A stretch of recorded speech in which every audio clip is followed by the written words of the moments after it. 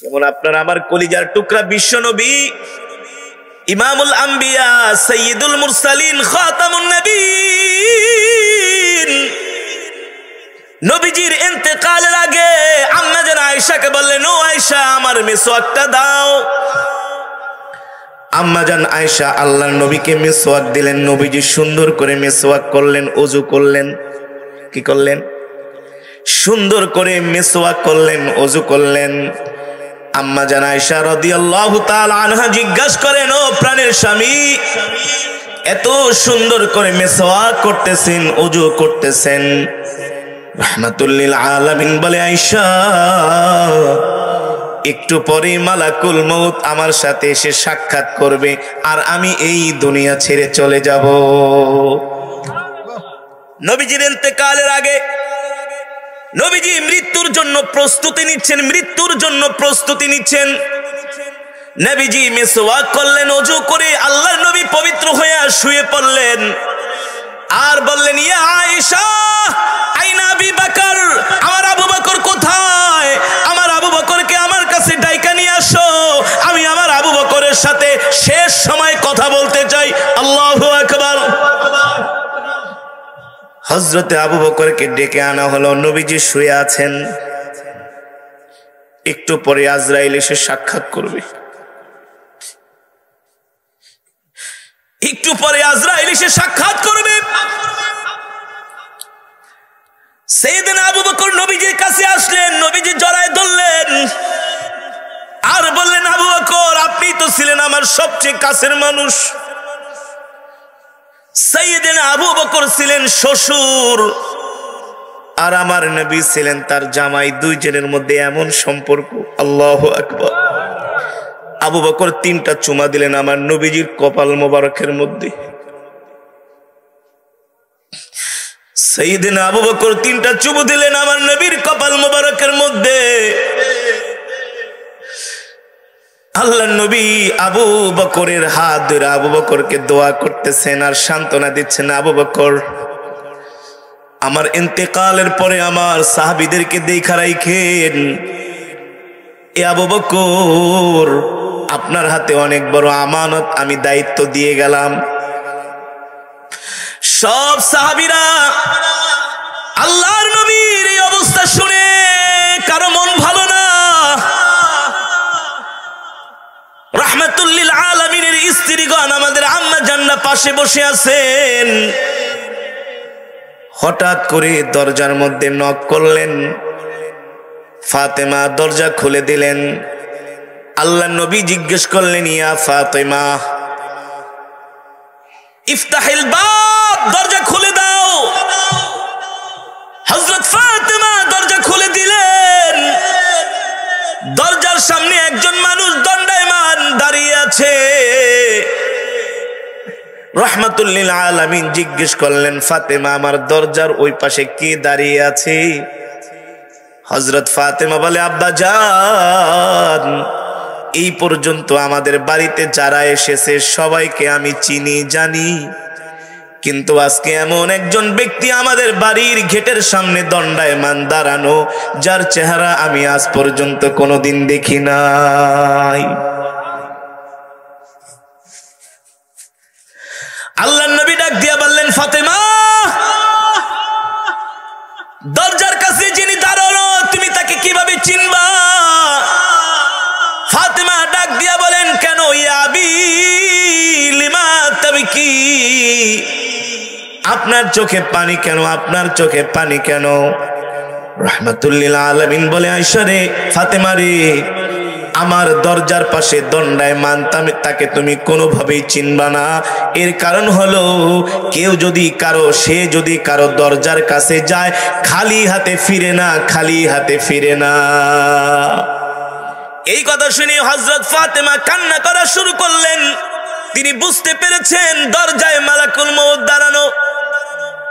আল্লাহর নবী অনুমতি দিলেন, আজরাইল ঘরের মধ্যে ঢুকলেন। আল্লাহর নবীকে উদ্দেশ্য করে বললেন, ওগো আল্লাহর নবী রাহমাতুল লিল আলামিন, আল্লাহ তাআলা আপনার কাছে আমাকে পাঠিয়েছেন, আপনাকে সালাম জানিয়েছেন। আল্লাহু আকবার। আল্লাহ বলেছেন আপনার জান কবজ করার জন্য যদি অনুমতি দেন আমি আপনার জানটা কবজ করে নিয়ে যাব, আর যদি অনুমতি না দেন খালি হাতে ফিরে যাব। আর আস্তে কোন সুবহানাল্লাহ। এই পৃথিবীর জমিনে আজরাইল জান কবজ করার জন্য একজনের থেকে অনুমতি নিয়েছিলেন, সে হলেন আমাদের কলিজার টুকরা বিশ্ব নবী রাহমাতুল লিল আলামিন। ঠিক কিনা বলেন? আল্লাহর নবী বললেন মালাকুল মউত আজরাইল আপনি আসেন, অনুমতি দিলে জান কবজ করবেন, ঠিক আছে, তবে এখনো তো আমার আল্লাহর সাথে আমার একটা কথা বলা বাকি আছে। আল্লাহু আকবার। কয়টা কথা? আরো জোরে বলেন। মাত্র একটা কথা বলা বাকি আছে। মালাকুল মউত ডাক দিয়া বলেন ওগো আল্লাহর পয়গম্বর, আল্লাহ তাআলার সাথে আপনার কোন কথা বলা বাকি আছে? বলে এখনো আল্লাহ তাআলার সাথে আমার একটা কথা বলা বাকি আছে। আইনা আখি জিবরাইল, আইনা আখি জিবরাইল, আমার ভাই জিবরাইল কোথায়? আজরাইল বলে হুয়া ফিস সামাইল উলা, সে তো প্রথম আসমানে। এই কথা বলার সাথে সাথে হযরত জিবরাইল আলাইহিস সালামের ডানা জাপটায়া আল্লাহর পয়গম্বরের সামনে এসে হাজির হয়ে গেছে। আল্লাহু আকবার। নবীজির চোখে পানি। জিবরাইল ডাক দিয়া বলেন ওগো আল্লাহর হাবিব, লিমা তাবিকি, আপনি কেন কান্না করেন? এই সময় তো আপনার কান্না করার কথা না, আল্লাহ তাআলা আপনার জন্য অপেক্ষা করতেছে। আল্লাহু আকবার।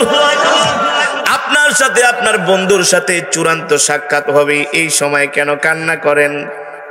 রাহমাতুল লিল আলামিন ডাক দিয়া বলে জিবরাইল, ইয়া আখি, জিবরাইল আমার ভাই জিবরাইল, মালাকুল মউত আমার পাশে বসা, অনুমতি দিলেই আমার জান কবজ করে নিয়ে যাবে, কিন্তু জিবরাইল আমার রবের সাথে আমার বন্ধুর সাথে এখনো একটা কথা বলা বাকি আছে। জিবরাইল ডাক দিয়া বলে কোন কথা? কোন কথা? এমন তো কোনো বিষয় নাই আল্লাহ তাআলা আপনার মনের আশা পূর্ণ করে নাই। আল্লাহর পয়গম্বর ডাক দিয়া বলে জিবরাইল, আল্লাহ তাআলা আমার সব কথাগুলো মঞ্জুর করেছেন, কিন্তু আল্লাহ তাআলার সাথে এখনো আমার একটা কথা বলতেই হবে। আল্লাহু আকবার। এই কথার সমাধান না হওয়ার আগ পর্যন্ত আমি জান কবজ করার অনুমতি দিব না। সুবহানাল্লাহ। জিবরাইল বললেন কি কথা? বলে এখন যদি আমি অনুমতি দেই মালাকুল মউত আমার রূহটা বের করে নিয়ে যাবে, কিন্তু আমার উম্মতের কি হবে আমি আল্লাহর কাছে জানতে চাই। আল্লাহু আকবার। এই কথা শোনার পরে জিবরাইল আলাইহিস সালাম তার চোখ দিয়ে পানি পড়তেছে। ওগো আল্লাহর নবী, এই সময় আপনি কান্না করতেছেন, আপনার চোখের পানি আমি জিবরাইল সহ্য করতে পারি না। দেখে জিবরাইলের চোখেও পানি, দুইজনেই কান্না করতেছেন। নবীজি জিজ্ঞেস করে জিবরাইল, আমি তো কান্না করি আমার উম্মতের জন্য, তুমি কেন কান্না করো? কারণটা কি? জিবরাইল আলাইহিস সালাম ডাক দিয়া বলেন ওগো আল্লাহর পয়গম্বর, আমি আল্লাহ তাআলার একজন বিশেষ ফেরেশতা হওয়ার কারণে আল্লাহ তাআলা আমাকে কত পয়গম্বরের কাছে ওহী নিয়ে পাঠিয়েছেন, কত পয়গম্বরের কাছে ওহী নিয়ে পাঠিয়েছেন। কারো কাছে 5 বার, কারো কাছে 10 বার, কারো কাছে 3 বার, কারো কাছে 100 বার, কারো কাছে 80 বার, কিন্তু আপনি আল্লাহর এমন একজন পয়গম্বর, আপনার কাছে আল্লাহ তাআলা আমাকে 1 বার, 2 বার, 3 বার, 4 বার, 5 বার না, 1000 বার, 2000 বার, 3000 বার, 4000 বার, 5000 বার না, আল্লাহ তাআলা আপনার কাছে আমাকে 24,000 বার ওহী নিয়ে পাঠিয়েছেন। আপনি যুদ্ধের ময়দানে, আমি জিবরাইল যুদ্ধের ময়দানে। আল্লাহু আকবার। আপনি রান্নাঘরে, আমি জিবরাইল রান্নাঘরে। আপনি রাস্তায় মরুভূমিতে, আমি জিবরাইল রাস্তায় মরুভূমিতে। ওগো আল্লাহর নবী, 24,000 বার আপনার কাছে ওহী নিয়ে এসেছি। আজকে আপনার ইন্তেকাল হয়ে যাবে, এই কষ্ট আমি জিবরাইল সইতে পারি না। আল্লাহু আকবার। পয়গম্বর বলে ও জিবরাইল, তাড়াতাড়ি যে আমার আল্লাহর কাছে বলে আসো আমার উম্মতের কি হবে। আমি তো ইন্তেকাল করব, আমার এতিম উম্মত অনেক গুনাহ করবে। জিব্রাইল আলাইহিস সালাম আল্লাহ তাআলার কাছে আরশে চলে গেলেন। জিব্রাইলের চোখে পানি। আল্লাহ তাআলা ডাক দিয়া বলে, জিব্রাইল কান্না করো কেন? জিব্রাইল ডাক দিয়া বলে, গো আল্লাহ, ওগো রব্বুল আলামিন, আরশের মালিক, আমি তো কান্না করি আপনার বন্ধুর মহব্বতে, আর আপনার বন্ধু কান্না করে তার উম্মতের মহব্বতে। আল্লাহু আকবার। উম্মতের কি হয়েছে? আল্লাহ তাআলা ডাক দিয়ে বলে, ও জিব্রাইল, আমার হাবিব কি বলেছে বলো আমাকে। বলছি, আপনার হাবিব বলেছে তার উম্মতকে বেকসুর খালাস করে দিতে হবে, মুক্ত করে দিতে হবে, বিনা হিসাবে জান্নাত দিতে হবে। আল্লাহু আকবার। আল্লাহ তাআলা বলে, ও জিব্রাইল, আমার বন্ধুকে যে বলো হাসরের ময়দানে আমি আল্লাহ আমার হাবিবের চেহারা দিকে তাকায় থাকবো যতক্ষণ পর্যন্ত আমার হাবিবের চেহারা থেকে, আমার হাবিবের চেহারা থেকে হাসি না ফুটবে, ততক্ষণ পর্যন্ত আমি আল্লাহ তার উম্মতকে মাফ করতেই থাকবো। আল্লাহু আকবার। জিব্রাইল চলে আসলেন আল্লাহর পয়গম্বরের কাছে। ও জিব্রাইল, আমার আল্লাহ কি বলেছেন? বলছে আপনার উম্মতকে হাসরের ময়দানে আল্লাহ বিনা হিসাবে জান্নাত দিবে। আল্লাহু আকবার। কিন্তু সেই উম্মত হতে হবে 1 নাম্বার উম্মত। কয় নাম্বার? জোরে বলেন। নবীর সুন্নত তরিকায় চলতে হবে, ঠিক কিনা বলেন? নবীর সুন্নত গুলো মানতে হবে, ঠিক কিনা বলেন? কোরআনের মজমায় বৈশা বৈশা কোরআনের তেলাওয়াত, কোরআনের বয়ান শুনতে হবে, চোখ দিয়া পানি ঝরাতে হবে, মোনাজাত দিয়ে আল্লাহর দরবারে কান্নাকাটি করতে হবে। এমন উম্মতকে আল্লাহ তাআলা, বেগুনা উম্মতকে আল্লাহ তাআলা বিনা হিসাবে জান্নাত দিবেন, ঠিক কিনা বলেন? এবার মালাকুল মউত আল্লাহ নবীর জান কবজ করবে। নবীজির দেহ মুবারকের মধ্যে যখন আজরাইলের হাত রাখলো, আল্লাহর পয়গম্বর মালাকুল মউতকে ডাক দিয়া বলে, মালাকুল মউত, তুমি তো অনেক ভয়ঙ্কর। এ আজরাইল, যত কষ্ট তুমি আমাকে দাও, আমার উম্মতকে একটুও কষ্ট দিতে পারবে না। আল্লাহু আকবার। জোরে বলেন আল্লাহু আকবার। আজরাইল ডাক দিয়া বলে, ওগো আল্লাহর নবী, আমি আজরাইল কারো সামনে এমন নেক সুরতে যাই যা দেখলে ওই মৃত ব্যক্তি তার বুকের মধ্যে সাহস চলে আসে। আবার আমি আজরাইল এমন সুরত ধইরা, এমন বিভৎস চেহারা নিয়ে কিছু মানুষের সামনে যায়, যেই মৃত ব্যক্তি মানুষগুলো আমাদের চেহারা দেখলে, আমার চেহারা দেখলে তার কলিজা পর্যন্ত শুকায় যায়, তার চোখ দুটি বড় হয়ে যায়, আর পানির পিপাসায় তার একেবারে কলিজাটা মরুভূমির মতো হয়ে যায়। আজরাইল বললেন, কারো সামনে আমি নেক সুরতে যাই, দেখলে তার সাহস বাড়ে, কি বাড়ে? আবার কারো সামনে আমি এমন ভয়ঙ্কর চেহারা নিয়ে যাই, দেখলে কলিজা শুকায় যায়, চোখ দুটি বড় বড় হয়ে যায়। আমি যখন নেক সুরতে যাই, রূহটা বের হওয়ার জন্য পাগল হয়ে যায়।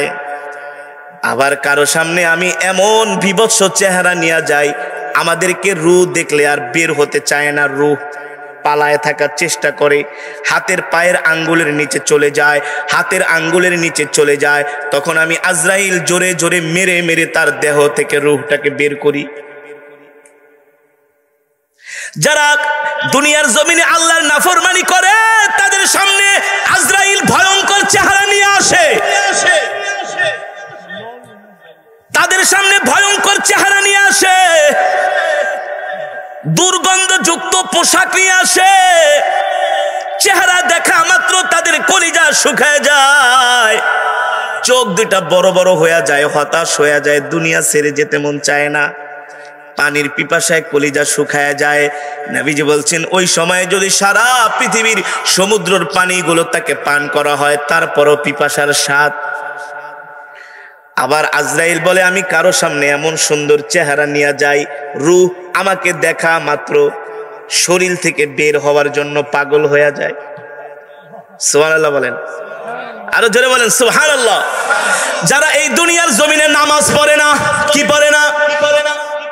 জোরে বলেন। আল্লাহর ফরজ বিধানগুলো মানে না, আল্লাহর ঘরে যায় না, 5 ওয়াক্ত নামাজ পড়ে না, সুদ খায়, ঘুষ খায়, মানুষের সম্পদ মারে, মানুষের উপর জুলুম করে, অত্যাচার করে, নির্যাতন করে।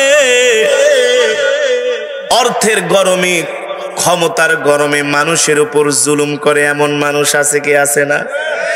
আজরাইল বলে তাদের সামনে আমি ভয়ঙ্কর চেহারা নিয়ে যাই, তারপরে বলি আজকে তোকে মজা দেখাবো।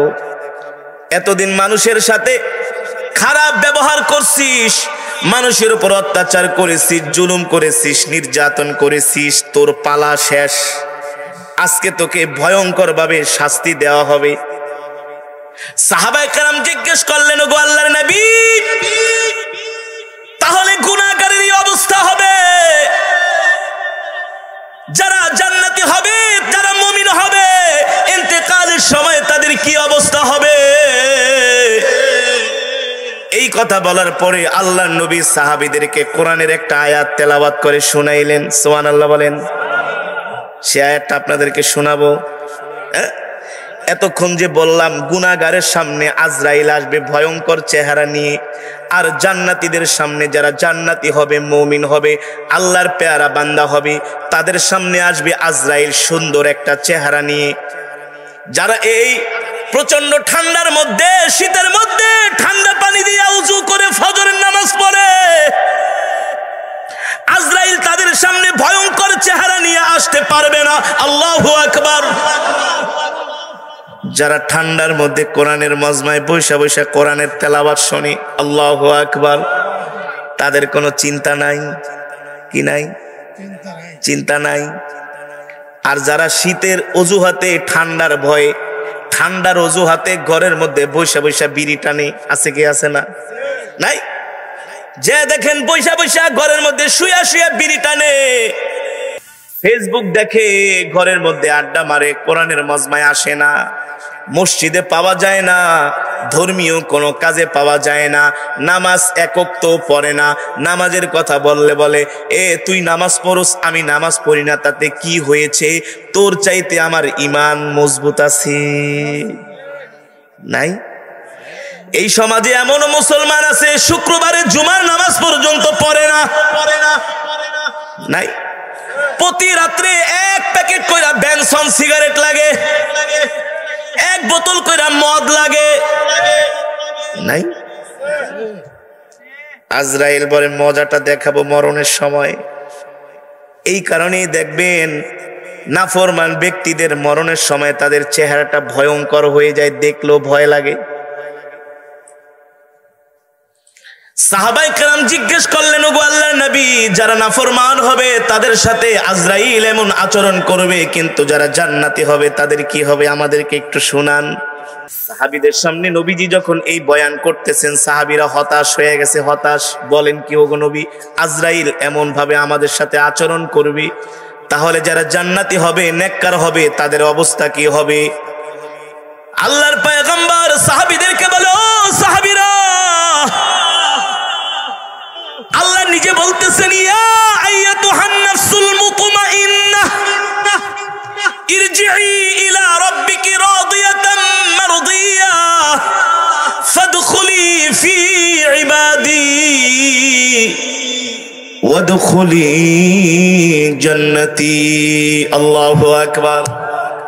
এই দুনিয়াতে যারা 5 ওয়াক্ত নামাজ পড়বে, মিথ্যা কথা বলবে না, মানুষের হক নষ্ট করবে না, মানুষের উপর অত্যাচার করবে না, নির্যাতন করবে না, জুলুম করবে না, গভীর রজনীতে ওইটা পানি দিয়া ওযু করে নামাজে দাঁড়িয়ে যাবে, কোরআনের তেলাওয়াত করবে, আল্লাহর জিকির করতে করতে সব সময় জিহ্বাটাকে তরুতাজা রাখবে। আল্লাহর পয়গম্বর বলেন, ওই আল্লাহর পেয়ারা বান্দার যখন মৃত্যুর সময় হয়ে যাবে, মালাকুল মউত জান্নাত থেকে একটা জান্নাতের রুমাল নিয়ে আসবে। কি নিয়ে আসবে? জান্নাত থেকে জান্নাতি একটা রুমাল নিয়ে আসবে, জান্নাত থেকে খুশবু নিয়ে আসবে।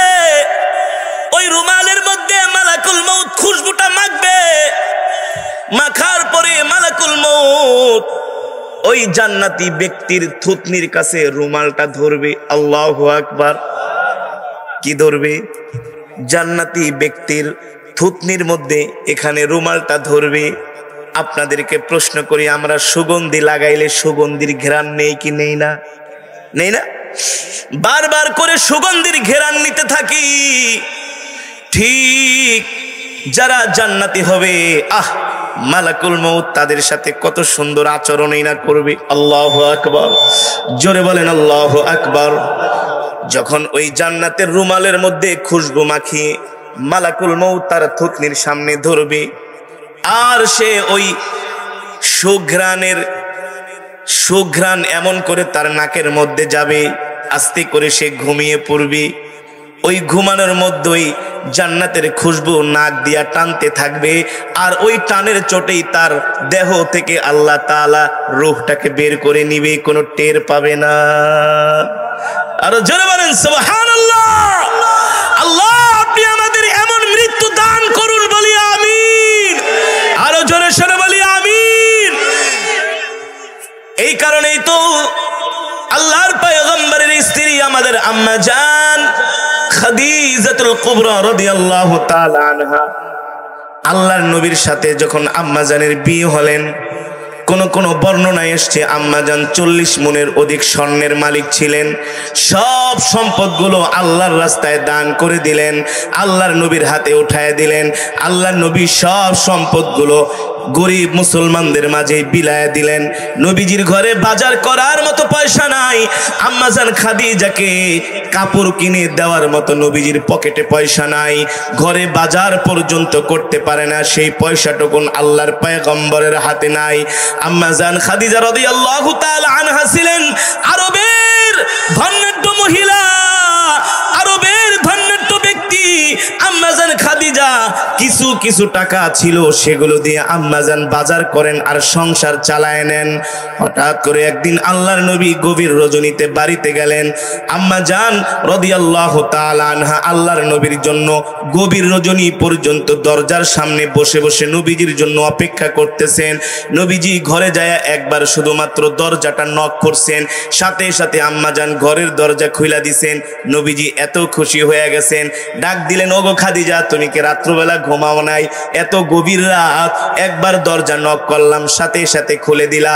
আম্মা জান ডাক দিয়া বলে, ওগো প্রাণের স্বামী, আপনি দ্বীনের দাওয়াত দেওয়ার জন্য রাস্তায় বের হয়েছেন, এই মক্কার জমিনে আপনার শত্রুর অভাব নাই, আমি আপনাকে বাহিরে রেখে কিভাবে ঘুমাইতে পারি? আপনার টেনশনে তো আমি ঘুমাইতে পারি না। আর আপনি কখন এসে ঘরে দরজায় নক করেন, আমি যদি ঘুমায় যাই, দরজা খুলতে দেরি হলে আমার প্রাণের স্বামী রহমাতুল লিল আলামিন কষ্ট পাবে, আমি তো আমার স্বামীকে এমন কষ্ট দিতে পারি না। এই কারণে আপনার মহব্বতে আমি ঘরের দরজার সামনেই বসে রয়েছি। আম্মা জান জান্নাতি মহিলা, 40 মণ স্বর্ণের মালিক ছিলেন, কত বড় ব্যবসায়ী ছিলেন। আল্লাহু আকবার। হঠাৎ করে নবীজি আম্মা জান যে কাপড়টা পরেছেন, কাপড়ের দিকে তাকালেন, দেখলেন আম্মা জানের কাপড়টা এমন ছিঁড়া ছিঁড়েছে, কাপড়ের মধ্যে আর তালি দেওয়ার মতো জায়গা নাই। কাপড়ের মধ্যে তালি দেওয়ার মতো 40 মণ স্বর্ণ নিয়ে বিয়ে করছিলেন আল্লাহর নবীকে, এখন তার পরনের কাপড়টা এত ছিঁড়া ছিঁড়েছে, তালি দেওয়ার মতো জায়গা নাই। আল্লাহ, নবীজি এই অবস্থা দেখে নবীজির চোখ দিয়ে পানি চলে আসছে। কারণ স্বামী যতই গরিব হোক না কেন, তার স্ত্রীকে চায় একটা ভালো কাপড় কিনে দিতে, ঠিক না? নবীজি ডাক দিয়া বলেন, খাদিজা, তোমার পরনে যে কাপড় এমন ছিঁড়া ছিঁড়েছে, শিলি দেওয়ার মতো, তালি দেওয়ার মতো জায়গা নাই, তুমি কেন আমাকে তোমার পরিধেয় বস্ত্রের কথা বললা না? আম্মা জান খাদিজা ডাক দিয়া বলেন, ওগো প্রাণের স্বামী, আমি জানি আপনার পকেটে পয়সা নাই, যদি আমি আপনাকে কাপড় আনতে বলি তাহলে আপনি আনতে পারবেন না, আরো শুধু শুধু কষ্ট পাইবেন, এমন কষ্ট আমি আমার স্বামীকে দিতে পারি না। আল্লাহু আকবার। আর বর্তমান জামানার যদি মা বোনরা হইতো, বলতো, বেটা 40 মণ স্বর্ণ নিয়ে বিয়ে করছি, তুই আমার খবর রাখস না, ভালো ভালো কাপড় কিনে দেও না, স্বর্ণ গয়না দেও না, ঠিক কিনা বলেন? বলতো না? আম্মা জান বলে, আপনি চাইবেন, আমি চাইবো, আপনি দিতে পারবেন না, কষ্ট পাবেন। গত কিছুদিন আগে আমি এই গাজীপুরের শ্রীপুরে একটা মসজিদে জুমা নামাজ পড়াই, বাংলাদেশের একটা নাম করা মসজিদ, হাজী আব্দুল সাত্তার মসজিদ। আমার মসজিদে প্রায় 10 থেকে 15,000 মানুষ জুমা নামাজ পড়ে। প্রতিদিন নামাজের পরে কয়েক হাজার মানুষ মুসাফা করার জন্য সিরিয়াল ধরে দাঁড়ায়। আমার একজন ভক্ত যুবক আছে, আমি যেইখানে মাহফিলে যাই সেইখানে সে তেলাওয়াত শোনার জন্য চলে যায়। নরসিংদী গেলে জায়গা, ময়মনসিংহ গেলে সেখানে তেলাওয়াত শোনার জন্য চলে যায়। তো একদিন রাত্রবেলা রাত 2টা বাজে বাসায় আসছি, আইসা ঘরের দরজা নক করছি। স্ত্রী জিজ্ঞেস করে, এত রাত্রে কোত্থেকে আসছো? বলে, হুজুরের বয়ান শোনার জন্য তেলাওয়াত শোনানো গিয়েছিলাম। বলে, প্রত্যেক দিনই কি বয়ান শুনতে যাইতে হয় নাকি? বলে, প্রত্যেক দিন তো যাই নাই, মাসে 3-4 বার না গেলাম। এত রাত্রে দরজা খুলতে পারো না, যেই হুজুরের বয়ান শুনতে গেছো ওই হুজুরের সাথে যায় শুয়ে থাকো, ওই হুজুরের সাথে যায়। যুবকটা আইসা আমাকে বলে, হুজুর আমার স্ত্রী আমার সাথে এমন ব্যবহার করে। আমি বললাম, যুবক আল্লাহর উপর সবর করো, আল্লাহর উপর ধৈর্য ধরো। এই দিনের জন্য আল্লাহর নবী অনেক কষ্ট করেছেন, ঠিক কিনা বলেন? স্ত্রী যদি দিনদার না হয়, ধার্মিক না হয়, তাহলে অনেক সমস্যা হয়। অনেক স্বামীকে দাঁড়িয়েও রাখতে দেয় না, 5 ওয়াক্ত নামাজও পড়তে দেয় না, বলে তুমি তো একেবারে হুজুর হয়ে গেছো। আবার যদি স্বামীর চেয়ে স্ত্রীর একটু টাকা পয়সা বেশি থাকে তাহলে স্বামীকে দামই দিতে চায় না, গোলামের মতো মনে করে, ঠিক না? আবার একতরফা শুধু তাদের বিরুদ্ধে একেবারে ঠিক ঠিক করেন না, স্বামীদেরও দোষ আছে, আছে না? আবার এমনও ভালো স্ত্রী আছে, আলহামদুলিল্লাহ, আছে কি আছে না? আছে না? এমনও ভালো বোন আছে, এমনও ভালো স্ত্রী আছে যারা স্বামীর দুঃখে দুঃখী হয়, স্বামীর কষ্টে কষ্ট পায়, আছে না? ভালোর পার্সেন্টই, কথা বলে না, ভালোর পার্সেন্টই বেশি, ঠিক কিনা বলেন? যারা জান্নাতি হয়, যারা জান্নাতি হবে মহিলা, তারা কখনো স্বামীকে কষ্ট দেয় না, ঠিক কিনা বলেন? যারা জান্নাতি মহিলা তারা কখনো স্বামীর সাথে বেয়াদবি করে না। আবার যারা জান্নাতি স্বামী তারাও কখনো স্ত্রীকে কষ্ট, আপনার প্রতি স্ত্রীর যেমন হক আছে, স্ত্রীর প্রতিও আপনার হক আছে, ঠিক কিনা বলেন? দেখেন আম্মা জান খাদিজা রাদিয়াল্লাহু তাআলা আনহা 40 মণ স্বর্ণ নিয়ে আল্লাহর নবীকে বিবাহ করেছিলেন। এখন তার পরনের কাপড়টা পর্যন্ত এমন সিরা সিরেছে, শিলি দেওয়ার মতো জায়গা নাই। আম্মা জানের কাপড় দেখা নবীজি কান্না করে দিলেন। জিজ্ঞেস করলেন, খাদিজা, বলে, ওগো প্রাণের স্বামী, বইলা লাভ নাই, আমি জানি আপনার পকেটে পয়সা নাই, আপনি কষ্ট পাবেন। নবীজির চোখে পানি। এই অবস্থায় খাদিজা রাদিয়াল্লাহু তাআলা আনহা আল্লাহর নবীকে ডাক দিয়া বলেন, প্রাণের স্বামী, দুনিয়াতে আমি যত কষ্ট করি আমার কোনো দুঃখ নাই, কোনো আফসোস নাই, তবে আপনার কাছে আমি আজকে 3টা জিনিস চাইব। কয়টা জিনিস? কয়টা জিনিস? আপনি দিবেন কিনা? নবীজি বলে, খাদিজা তুমি যা চাও তাই দিব, বলো। আল্লাহু আকবার, জোরে বলেন আল্লাহু আকবার। এই কথা শোনার পরে আম্মাজান খাদিজা রাদিয়াল্লাহু তাআলা আনহার চোখে পানি চলে আসছে। ও মা বোনেরা, আপনারা বয়ানটা ভালো করে শোনেন, ভালো করে মন দিয়া বয়ানটা শোনেন। এই বয়ানটা ভালো করে মন দিয়ে শোনেন, জীবন পরিবর্তন হয়ে যাবে।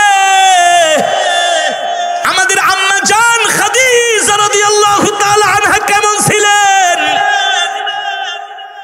আরবের সবচেয়ে ধনাঢ্য ব্যবসায়ী ছিলেন, তার মতো এত সম্পদ আরবের মধ্যে কারো ছিল না। আল্লাহু আকবার। রূপে গুণে বংশীয় মর্যাদার দিক থেকে 1 নাম্বার। তার চোখে পানি। নবীজি বলে, খাদিজা, আমি তো কান্না করতেছি, তোমাকে কাপড় কিনা দিতে পারি না, তুমি কান্দো কেন? আম্মা জান খাদিজা বলে, ওগো আল্লাহর নবী, আমি দুনিয়ার কোনো গাড়ি বাড়ি স্বর্ণ গয়না টাকা পয়সার জন্য কাঁদি না, আমি কাঁদি কবরের ভয়ে। কিসের ভয়ে? কিসের ভয়ে? আমি কান্না করি কবরের ভয়ে। আল্লাহর নবী বলে, খাদিজা তুমি কান্না করো না, তুমি এমন একজন আল্লাহ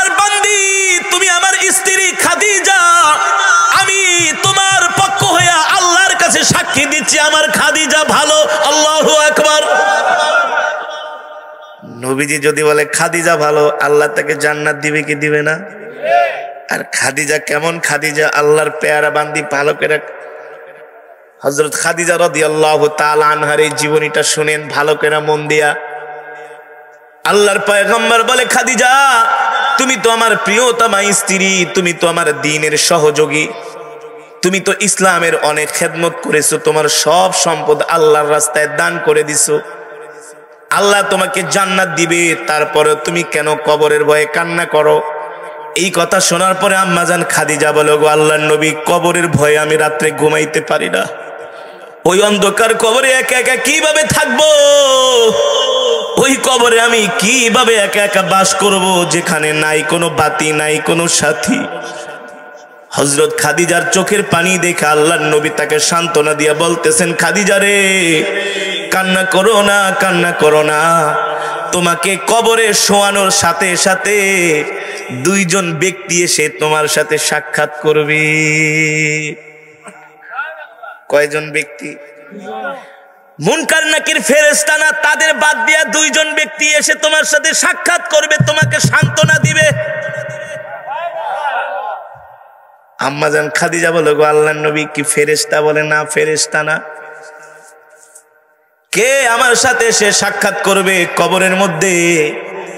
আল্লাহর নবী বললেন, তোমাকে কবরে শোয়ানোর সাথে সাথে আমার দুইজন স্ত্রী এসে তোমার সাথে সাক্ষাৎ করবে। আরো আসতে কোন? একজন হলেন হযরত আসিয়া রাদিয়াল্লাহু তাআলা আনহা। আল্লাহু আকবার। যিনি ফেরাউনের শত অত্যাচার নির্যাতন সহ্য করার পরেও আল্লাহর দ্বীন ছেড়ে দেয় নাই। জান্নাতে আল্লাহর নবীর সাথে হযরত আসিয়ার বিবাহ হবে। সুবহানাল্লাহ বলেন। আসিয়া রাদিয়াল্লাহু তাআলা আনহা আল্লাহর নবীর স্ত্রী হবেন। নবীজি বললেন, খাদিজা তুমি ভয় পেও না, সর্বপ্রথম কবরে শোয়ানোর সাথে সাথে তোমার সাথে দুইজন ব্যক্তি সাক্ষাৎ করবে। একজন হলেন আসিয়া।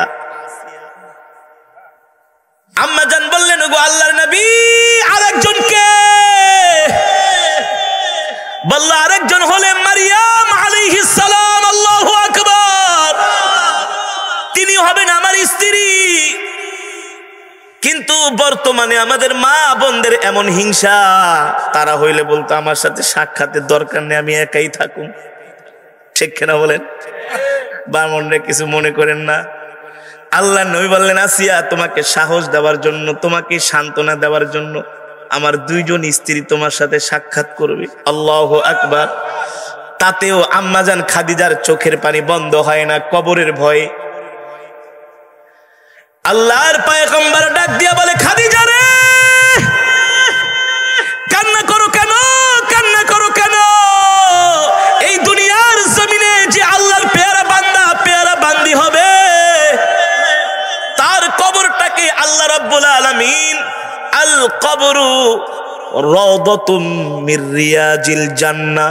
আল্লাহু আকবার। আল্লাহ তাআলা দুনিয়ার জমিনে যারা নেক বান্দা বান্দি হবে, আল্লাহ ইন্তেকালের সাথে সাথে তাদের কবরটাকে জান্নাতের বাগান বানায়া দিবে। আল কবরু রাওদাতুম মির রিয়াজিল জান্নাহ। আল্লাহ তাআলা কবরটাকে জান্নাতের বাগান বানায় দিবে। রাসূলের হাদিস। কারো জন্য কবর হবে জান্নাতের বাগান, আবার কারো জন্য কবর হবে জাহান্নামের অগ্নিকুণ্ড। কথাটা মনে রাখেন। কারো জন্য কবর হবে আল কবরু রাওদাতুম মির রিয়াজিল জান্নাহ, কারো জন্য কবর হবে জান্নাতের বাগান, আবার কারো জন্য কবর হবে জাহান্নামের একটা অগ্নিকুণ্ড। সাহাবায়ে কেরাম জিজ্ঞেস করলেন, ওগো আল্লাহর নবী, কার জন্য হবে জান্নাতের বাগান? বলল, যারা আল্লাহর পেয়ারা বান্দা হবে, নেক আমল করবে, আর যারা দুনিয়াতে গুনাহ করবে তাদের জন্য হবে জাহান্নামের টুকরা। ঠিক কিনা বলেন? আল্লাহর নবী ডাক দিয়া বলে, ও খাদিজা, আল্লাহ তাআলা তোমার কবরটাকে জান্নাতের বাগান বানায় দিবেন। এতে করেও হযরত খাদিজার কান্না থামে না। আল্লাহর পয়গম্বর বলে, খাদিজা বলো, তুমি আমার কাছে কি চাও? কি দিলে তুমি তোমার কান্না থামাবা? ওগো নবীজি, এক নম্বরে আপনার গায়ের মধ্যে যে জুব্বাটা আছে, আমি ইন্তেকালের পরে আপনার জুব্বাটা দিয়ে আমাকে কাফনের কাপড় দিয়ে দাফন দিয়া দিবেন। দুই নম্বরে কি চাও? বলে আমি ইন্তেকালের পরে আপনি আমার কবরের চতুর্পাশে হাঁটবেন। তিন নম্বরে কি চান? ও খাদিজা, তিন নম্বরে কি চাও? বলে তিন নম্বরে আপনি আমার সওয়াল জবাবটা দিয়া দিবেন, প্রশ্নের উত্তরগুলা দিয়া দিবেন। আল্লাহু আকবার। আল্লাহর পয়গম্বর বলে খাদিজা যাও, তুমি আমার যে কথাগুলো বলছো আমি তোমার সব কথাগুলো মানবো, তবে ওই কবরের মধ্যে যার প্রশ্নের উত্তর তারই দিতে হবে, এখানে কোনো ছাড় নাই। ঠিক আম্মা জান খাদিজা রাদিয়াল্লাহু তাআলা আনহা বেশ কিছুদিন পরে ইন্তেকাল করলেন। আল্লাহর নবী তার জুব্বা মোবারক দিয়া আম্মা জান খাদিজাকে কাফনের কাপড় দিয়া দাফন করে দিলেন। দুই নম্বরে কবরের চতুর্পাশে আল্লাহর নবী হাঁটলেন। তিন নম্বরে আম্মা জান খাদিজা রাদিয়াল্লাহু তাআলা আনহাকে দাফন দেওয়ার জন্য নবীজি কবরের মধ্যে নামলেন।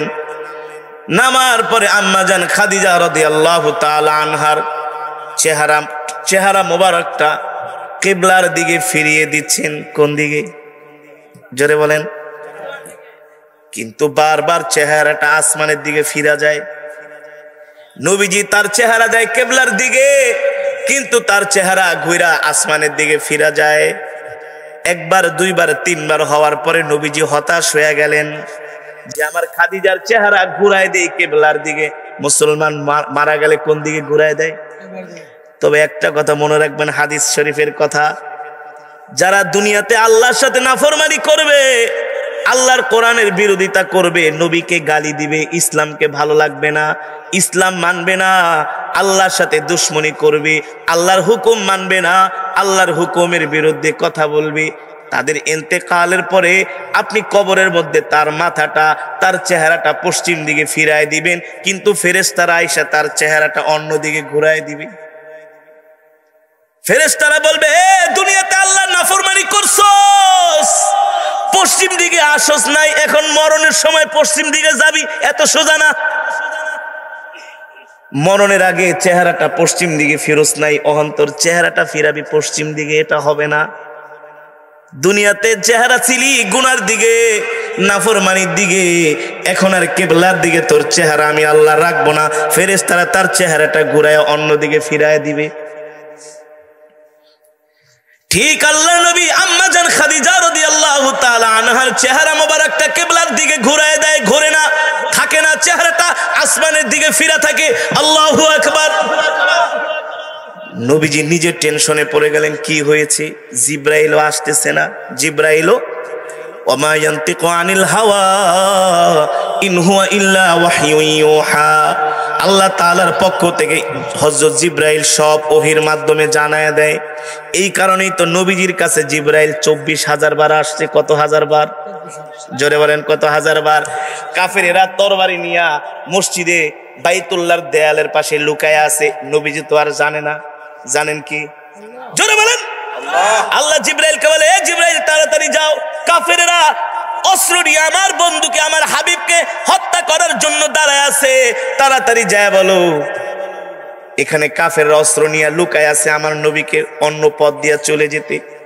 নবীজি যখন অন্য পথ ধরে চলে যাইতেন, তখন মক্কার কাফেরেরা মনে করতো নবীজি গণক। নবীজি নাইলে কাফেরেরা অস্ত্র নিয়ে দাঁড়ায় আছে, নবীজি জানে কেমনি? হ্যাঁ, তারা মনে করতো নবীজি গণক। কিন্তু নবীজি তো গণক না, নবী তো কবি না। আমার নবীকে জানায় দেন কি, ওমা ইয়ানতিকু আনিল হাওয়া ইন হুয়া ইল্লা ওয়াহয়ুন ইউহা, আল্লাহ তাআলা ওহীর মাধ্যমে আমার নবীকে সব জানায় দেন। ঠিক কিনা বলেন? আম্মা জান খাদিজা রাদিয়াল্লাহু তাআলা আনহার চেহারাটা আল্লাহর নবী তিনবার কিবলার দিকে ঘুরায়, তিনবার এই আসমানের দিকে ফিরা যায়। সুবহানাল্লাহ বলেন। নবীজি টেনশনে পড়ে গেলেন, কি হলো? আমার খাদিজার চেহারা কিবলার দিকে ফিরে না, আমার খাদিজা তো কিবলার জন্যই দুনিয়াটা কোরবানি করে দিচ্ছে, সম্পদগুলো আল্লাহর রাস্তায় দান করে দিচ্ছে। নবীজি যখন হেরা গুহায় ছিলেন, আমি হেরা গুহায় যাই এত কান্না করছি যে আম্মা জান খাদিজা কত কষ্ট করছে দিনের জন্য। সেই মক্কা শরীফ থেকে হেরা গুহা কত দূর, কত দূর মক্কা থেকে হেরা গুহা, সেই ৩-৪ হাজার ফিট উপরে। আম্মা জান খানা রান্না করে করে খাবার নিয়ে আল্লাহর নবীকে অন্ধকারে দিয়ে আসতেন যাতে কাফেরেরা না দেখে। চিন্তা করছেন কত কষ্ট, কত কষ্ট, কত কোরবানি। গভীর রাত্রিতে যাইতেন, সন্ধ্যার পরে, দিনের আলোতে না। ওই মক্কার কাফেররা এমন শয়তান ছিল, রাস্তা দিয়া যদি কোনো উট যাইতো, উটের পায়খানা দেখে তারা বইলা ফেলাইতে পারতো যে এটা কোন দেশের উট এখান দিয়া গেছে, কোন দিকে গেছে। এত চালাক ছিল তারা। নবীজিকে খোঁজার জন্য তারা পেরেশান হয়ে গেছে যে মোহাম্মদ কোথায় আছে, তাকে খুঁজে পাওয়া যায় না।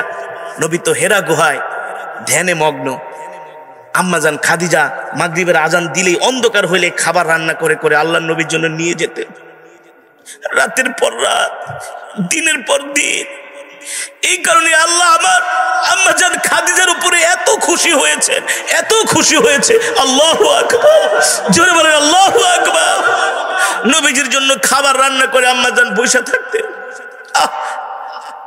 বিশ্বাস করেন, যেদিন আম্মাজান খাদিজা ইন্তেকাল করছে, নবীজির পাশে কেউ ছিল না, কেউ না। নবীজি পাগলের মতো আম্মাজান খাদিজার জন্য কান্না করছে। খাদিজা, তুমি আমাকে ছেড়ে একা চলে গেলা। শেষ পর্যন্ত নবীজি মক্কায় থাকেন নাই, তিনি তায়েফে চলে গেছে। জায়েদ, এই মক্কায় আমার খাদিজা নেই, আমি কার কাছে থাকবো? অথচ আম্মাজান খাদিজার বয়স ছিল 40। আল্লাহর নবীর তার চাইতে 20 বছরের ছোট ছিলেন। চিন্তা করেন কি সম্পর্ক ছিল স্বামী স্ত্রীর। নবীজি শেষ পর্যন্ত তায়েফেই চলে গেলেন।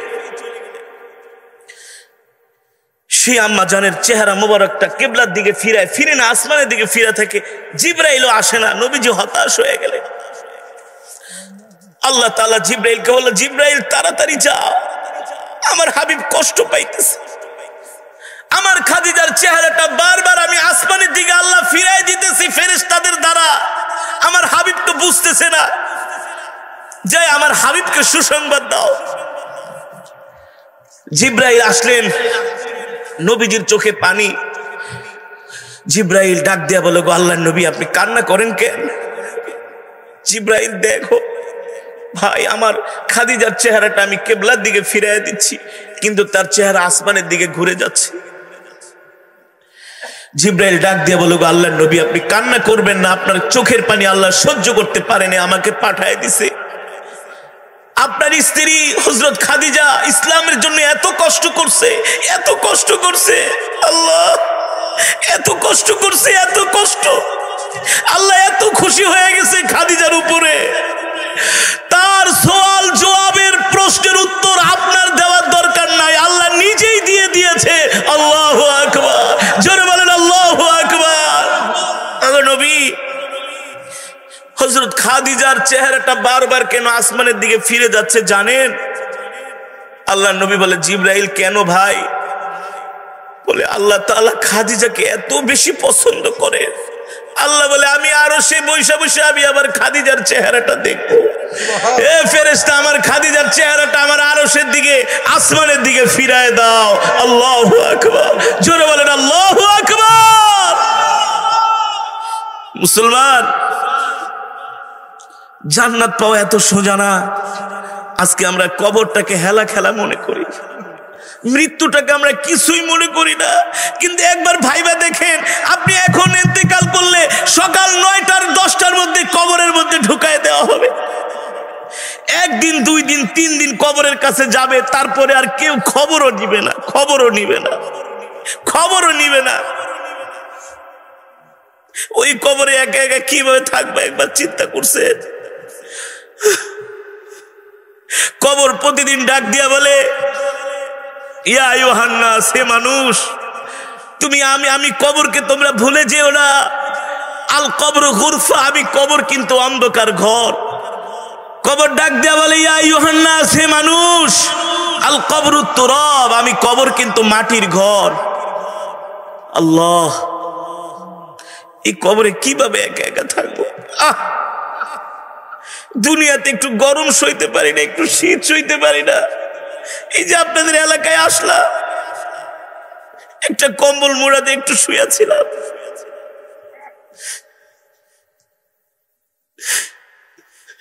দৌড়ে বাথরুমে গেলাম, যে উজু করলাম ঠান্ডা পানি,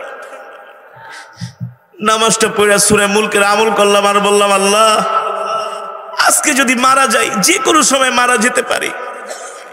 3 দিন আগে একটা ভয়াবহ গাড়ি অ্যাক্সিডেন্ট হয়েছিল আমার, 3 দিন আগে। এর আগে কয়েকবার হয়েছে অ্যাক্সিডেন্ট, কারণ রাস্তায় প্রচন্ড কুয়াশা, আমরা অনেক রিস্ক নিয়ে চলাফেরা করি। কত আপনাদের এলাকায় ঢোকার সময় একটা চাক্কা গাড়ার ভিতরে পড়ে গিয়েছিল, এমন কতবার এমন অ্যাক্সিডেন্ট হয়। আল্লাহ হায়াত রেখেছেন বিদায় বেঁচে আছি। কোন সময় মারা যায়, কোন সময় দুনিয়া ছেড়ে চলে যায়। এই যে আপনারা আমরা আজকে মাহফিলে আসছি, এখান থেকে যেতে পারবো কোনো গ্যারান্টি আছে? গত বছর আমি কুষ্টিয়া পাবনা ঈশ্বরদীতে এক মাহফিলে গিয়েছি। এক বোন তার ছোট একটা বাচ্চা নিয়ে ওয়াজ শুনতে আসছে, সাবিটা মারা গেছে, একটাই মাত্র বাচ্চা। আমি ওয়াজ শেষ করে মোনাজাত দিয়া কেবল ঘরে আইসা বসছি, সাথে সাথে খবর আসছে হুজুর একজন বোন ওয়াজ শুনে যাওয়ার সময় রাস্তা পারাপার হওয়ার সময় ট্রাকে অ্যাক্সিডেন্ট কইরা সে আর তার বাচ্চা 2 জন মারা গেছে। আমি বলি বলেন কি ভাই? বলে হ্যাঁ হুজুর, বাচ্চা মা 2 জনই শেষ। পরে বলল হুজুর মাগরিবের সময় বয়ান শুনতে আসছে, এশারের নামাজ ওই প্যান্ডেলের মধ্যেই পড়ছে, একেবারে রাত 12টা বাজে বাসায় যাবে সন্তানকে হাতে নিয়ে। মা কোলে নিচ্ছে ছোট বাচ্চা, শীতের দিন চাদর জড়ায়া, একটা ট্রাক এসে উপর দিয়ে উঠায় দিছে, ওই জায়গায় শেষ। ওই বোন কি কোনোদিন ভেবেছে যে এই ওয়াজই তার জীবনের শেষ ওয়াজ? বলেন, যে কোনো সময় মরণ চলে আসবে, যে কোনো সময়। আল্লাহ, যে কোনো সময় মরণ চলে আসবে, কেউ সাথে যাবে না। এই শীতের মধ্যে একটা সাদা কাপড়ের কাপড় পরায় দিবে, কেউ একটা মোটা কাপড়ও দিবে না। ভাই মরণের কথা স্মরণ করে। নবীজির হাদিস, যে যত বেশি মরণের কথা স্মরণ করবে সে তত বেশি গুনাহ থেকে বেঁচে থাকতে পারবে। আমার অবাক লাগে, মানুষ মিথ্যা কথা বলে টাকা ইনকাম করে। সে নিজে মিথ্যা কথা বলে টাকা ইনকাম করতেছে, অথচ তার সম্পদের হিসাব তাকেই দিতে হবে, সন্তানও দিবে না, স্ত্রীও দিবে না। তো মানুষ মিথ্যা কথা বলে সম্পদ অর্জন করার কি দরকার? কারণ এই পৃথিবী তো আসলে থাকার জায়গা না। আমাদের আসল বাড়ি তো জান্নাত। আসল বাড়ি কোথায়? জান্নাত। আর জান্নাতে যাওয়ার জন্য একজন মুমিন মুসলমানের প্রথম ঘাঁটি হলো কবর। কোনটা ভাই? হযরত ওমর আশারে মুবাশশারা 10 জন সাহাবীদের মধ্যে একজন। নবীজি বলছেন আবু বকর ফিল জান্নাহ ওয়া ওমর ফিল জান্নাহ। তারপরও আবু বকর ওমর কবর দেখলে যে কবরের মধ্যে শুয়ে থাকতেন আর কান্না করতেন, কবর রে, তুই একজন মৃত ব্যক্তির জন্য প্রথম ঘাঁটি, তোর থেকে যদি কেউ মুক্তি পেয়ে যায় তার জন্য আল্লাহ জান্নাতকে সহজ করে দিবে। কবর, আমি কি তোর থেকে মুক্তি পাবো না তোর কাছেই ধরা খেয়ে যাব? হযরত আবু বকর গাছ দেখলে কান্না করতেন, হায় রে আমি মানুষ না হয়ে যদি গাছ হইতাম, যদি গাছের পাতা হইতাম, শুকায়া ঝরে পড়ে যেতাম, আমার কোনো হিসাব হতো না। সালমান ফারসি রাদিয়াল্লাহু তাআলা আনহু ইন্তেকালের সময় মাত্র 300 দিরহাম ছিলেন। কয়শো দিরহাম? ঘরের মধ্যে মালাকুল মউত চলে আসছে। ওই যে যারা জান্নাতি দেখবেন তারা মৃত্যুর আগে বলে যায় আমি অমুক দিন মারা যাব, এখানে আমার কবরটা দিবা। আজরাইল জানায় দেয় যে তোমার সময় এই কয়দিন আছে, তোমার সময় এই কয়দিন আছে। সুতরাং জান্নাতি হওয়ার চেষ্টা করেন, দুনিয়াকে ছেড়ে দেন, গুনাহ ছেড়ে দেন, মিথ্যা কথা ছেড়ে দেন, সুদ খাওয়া ঘুষ খাওয়া ওইগুলা ছেড়ে দেন। দুনিয়া আমাদের তো থাকার জায়গা নয়। যদি থাকার জায়গা হইতো তাহলে তো আমাদের সম্পদ টাকা পয়সা আমরা সাথে করে কবরে নিয়ে যাইতাম, ঠিক কিনা বলে? কেউ নিতে পারছে? পারেন। এখন মরে যাবেন, সব শরীর থেকে খোলায় নিয়ে যাবে। ছেলে সন্তান যদি মানুষ হয় তাহলে কান্না করবে, দোয়া করবে, আর অমানুষ হইলে মৃত্যুর 3-4 দিন পর থেকে খোঁজা শুরু করবে যে বাবার কোন জায়গায় কি সম্পদ আছে। স্বার্থপরের দুনিয়া। সম্পদ যদি কোনো কারণে বেঁচে যান, মরণের পর আবার গালি দিবে যে জন্ম দিয়া গেছো, সম্পদ বেচছো কেন? কথা বলেন, মিথ্যা বলছি? পাবনা বাড়ি একজন প্রকৌশলী, আমি তার বাড়ির পাশে ওয়াজ করছি। স্ত্রী মারা গেছে, শেষ বয়সে, ছেলে মেয়ে, একজন আমেরিকা, একজন কানাডা থাকে। বাপ তো স্ত্রী নাই, থাকবে কোথায়? লাস্টে বৃদ্ধাশ্রমে যেতে বাধ্য হয়েছে। প্রকৌশলী, কত টাকার মালিক আবার চিন্তা করেন। ওই বৃদ্ধাশ্রমে মারা গেছে। ফোন দিছে ছেলেকে, এই তোমার বাপ মারা গেছে, বলে আপনারা বৃদ্ধাশ্রমের পক্ষ থেকে মাটি দিয়ে দেন, আমার আসা সম্ভব না। বানায় বলছি, বানায় বলছি। কত প্রমাণ চান? সারা বাংলাদেশ আমরা ঘুরি, এ পর্যন্ত পৃথিবীর 20টা দেশ ঘুরেছি। মানুষেরা আইসা আমাদেরকে দুঃখের কথাগুলো বলে। এ করে না বাবা, এই দুনিয়া আসলে কেউ কারো না, কেউ কারো আপন না।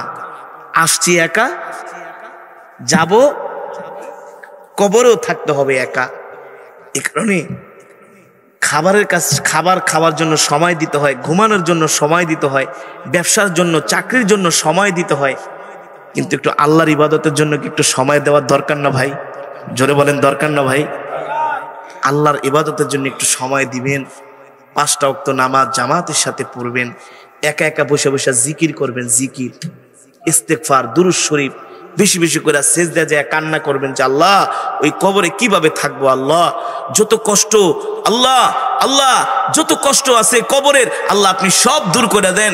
কবরে নিয়ে কোনো আযাব দিয়েন না, কবরে নিয়ে কি করবেন না, আযাব দিয়েন। আল্লাহর কাছে দোয়া করবেন, রব্বানা আতিনা ফিদ দুনিয়া হাসানা ওয়া ফিল আখিরাতি হাসানা ওয়া কিনা আযাবান নার, রব্বানা লা তুযিগ কুলুবানা বা'দা ইয হাদাইতানা ওয়া হাব লানা মিন লাদুনকা রাহমা ইন্নাকা আনতাল ওয়াহ্হাব। বেশি বেশি গোরস্থানের কাছে যায় দোয়া করবেন, এতে করে দিল নরম হবে। কি নরম হবে? নিজে নিজে যায় কবরের দিকে তাকাবলে, এখানে আমার মা শো, আমার বাবা শো, এখানে তো আমারও আসতে হবে। এভাবে করে কবরের জন্য চিন্তা করবেন, কবরের কথা মনে করবেন, তাহলে গুনাহ করতে মন চাইবো না। দুনিয়ার প্রতি এত বেশি ভালোবাসা জন্মাবে না। আসলে ভালোবাসা জন্মায় লাভ কি? দুনিয়া তো আসলে আমাদের না, ঠিক কিনা বলেন? দুনিয়াকে আমরা থাকতে পারবো? তাহলে এই দুনিয়ার প্রতি এত ভালোবাসা, মায়া বাড়ায়া লাভ কি? দুনিয়া ছেড়ে চলে যেতে হবে। এ কারণে মৃত্যুর কথা বেশি বেশি স্মরণ করবেন। রসুলের হাদিস, আমি নিজে বলছি না, রসুলের হাদিস, মৃত্যুর কথা স্মরণ করবেন, তাহলে ইবাদতের ভিতরে মজা লাগবে, মজা। নামাজ 2 রাকাত পড়ছেন, মরণের কথা স্মরণ করলে আরো 2 রাকাত পড়তে কেন মন চাইবে? যে কিছু কামায়া যায়, কিছু কামায়া যায়। আপনারা আমার কথা বুঝতে পেরেছেন? বুঝতে পেরেছেন? এ কারণে আসুন, আল্লাহ তাআলা আমাদেরকে গুনাহমুক্ত জিন্দেগি গঠন করার তৌফিক দান করুন। মালিক, দুনিয়াতে আল্লাহ আপনি আমাদের কল্যাণ দান করেন, ওই কবরে আপনি আমাদেরকে আযাব দিয়েন না। আল্লাহ হাসরের ময়দানে বিনা হিসাবে জান্নাতের ফয়সালা করে দিয়েন, বলি আমিন। কার জন্য? একমাত্র রব্বুল আলামিনের জন্য, যিনি আমাদেরকে সৃষ্টি করেছেন, ঠিক কিনা বলেন? আল্লাহর বান্দারা, আমাদের হায়াতের মালিক কে? রিজিকের মালিক কে? আমরা কার গোলাম? আমরা একমাত্র আল্লাহর গোলাম, ঠিক কিনা বলেন? আমি সেই মাওলায়ে পাকের, এবার ঢিলটা কমায় দেন, আমি সেই মাওলায়ে পাকের জবানের কালামের তেলাওয়াত করেছি, আপনারা শুনেছেন। আল্লাহ তাআলা এক একটা হরফের বিনিময়ে আমাদের আমল নামায় কম পক্ষে 10টি করে নেকি দান করেছেন। এই মাজমায় যারা উপস্থিত হয়েছেন সকলেই এক খতম করে কোরআন শরীফের সওয়াব পেয়েছেন। কয় খতম? এক খতম করে, সকলেই এক খতম করে কোরআন শরীফের সওয়াব পেয়েছেন। হাদিস শরীফে এসেছে, নবীজি সাল্লাল্লাহু আলাইহি ওয়াসাল্লাম বলছেন, সাহাবী আবু সাঈদ আল খুদরি রাদিয়াল্লাহু তাআলা আনহু থেকে হাদিসটি বর্ণিত। নবীজি বলেন, কেউ যদি সূরাতুল ইখলাস একবার তেলাওয়াত করে, আল্লাহ তার আমল নামায় 10 পারা কোরআন খতমের সওয়াব দান করে। কয় পারা? কেউ যদি 2 বার সূরাতুল ইখলাস শরীফ তেলাওয়াত করে, আল্লাহ তাআলা তার আমল নামায় 20 পারা কোরআন খতমের সওয়াব দান করে। তাহলে এক খতম কোরআন শরীফের সওয়াব পেতে বাকি রইল কয় পারা? 10 পারা। রাহমাতুল্লিল আলামিন সরকারে দো আলম বলছেন, কেউ যদি কোরআনুল কারীম কোরআনুল কারীমের সূরাতুল ইখলাস 3 বার তেলাওয়াত করে আল্লাহ তার আমল নামায় পূর্ণ 1 খতম কোরআন শরীফের সওয়াব দান করে। তাহলে আজকের মাজমায় আমরা যারা উপস্থিত হয়েছে সকলে 1 খতম করে কোরআন শরীফের সওয়াব পেয়েছি। আর জোরে বলেন সুবহানাল্লাহ। খুশি নাকি বেজার? জোরে বলুন খুশি নাকি বেজার? আল্লাহর বান্দারা ঘরের মধ্যে শীতের কারণে বসে থাকলে সওয়াব কি পাইতেন? জোরে বলেন পেতেন? আল্লাহ তাআলা তো দুনিয়াতে আমাদেরকে পাঠিয়েছেনই তার ইবাদত করার জন্য, ঠিক না ভাই? আমরা মালিককে খুশি করার জন্য কি ইবাদতই বা করতে পেরেছি? কি ইবাদতটা আমরা আল্লাহকে খুশি করার জন্য করি? অথচ মালিক আমাদেরকে সৃষ্টি করেছেন, আমাদের কোনো অস্তিত্ব ছিল না। ছিল ভাই? ছিল। পৃথিবীর বিজ্ঞানীরা কত কিছু বের করলো আধুনিক টেকনোলজির মাধ্যমে। ওই দিন দেখলাম একটা পত্রিকায় যে তারা কি টিউবের মাধ্যমে নাকি মানুষের পেট ছাড়াই নাকি তারা বাচ্চা জন্ম দিবে। কিন্তু এটা কোনোদিন সম্ভব নয়, এটা কোনোদিন সম্ভব নয়। আল্লাহ সালাম মানুষকে রূহ কেউ দেওয়ার ক্ষমতা নাই, ঠিক কিনা বলেন? এমনকি আমার নবী সরকারে দো আলম রহমাতুল্লিল আলামিন, তাকে কাফেরেরা জিজ্ঞেস করেছিল, মোহাম্মদ আপনি বলেন রূহ কি জিনিস? রূহ আল্লাহ তাআলা জিবরাইলের মাধ্যমে জানায় দিলেন, নবী বলে দেন। কাফেরা আপনাকে প্রশ্ন করে রূহ কি জিনিস? ওয়াসআলুনাকা আনির রূহ। রূহ ছাড়া মানুষ বাঁচে না। বাঁচে? এত সুন্দর একটা স্ট্রাকচার, বডি স্ট্রাকচার, কত সুন্দর দেখতে। দুইটা হাত, দুইটা পা, দুইটা চোখ, দুইটা কান, কি শক্তি শরীরে, ঠিক না? রূহ না থাকলে অচল। রূহ না থাকলে সেটা ডেড বডি। সেটা কি বডি? Dead body. এই বডির আর কোনো আল্লাহ একবার কি চিন্তা করছেন? যে কোনো সময় প্রাণ পাখিটা উড়ে চলে যেতে পারে, ঠিক না? যে কোনো সময় প্রাণ পাখি রূহটা উড়ে চলে যেতে পারে। রূহ চলে গেলে আপনার আমার চাইরানারও দাম নাই, আছে? সেই রূহ সম্পর্কে আল্লাহ নবীকে প্রশ্ন করা হয়েছিলেন। আল্লাহ তাআলা জানিয়ে দিয়েছেন, জিবরাইল যাও আমার নবীকে বলে দাও, কুলির রূহু মিন আমরি রাব্বি ওয়া মা উতিতুম মিনাল ইলমি ইল্লা কলিলা। আল্লাহু আকবার। আল্লাহর কোরআন থেকে বলতেছি, জিবরাইল আমার নবীকে যে বলে দাও, আমার হাবিবকে বলে দাও, রূহ সম্বন্ধে আল্লাহ আমাকেও অনেক কম জ্ঞান দান করেছেন। রূহ এটা কি? এটা আল্লাহই ভালো জানেন। এটা আল্লাহ তাআলার একটা নির্দেশ মাত্র, ঠিক কিনা বলেন?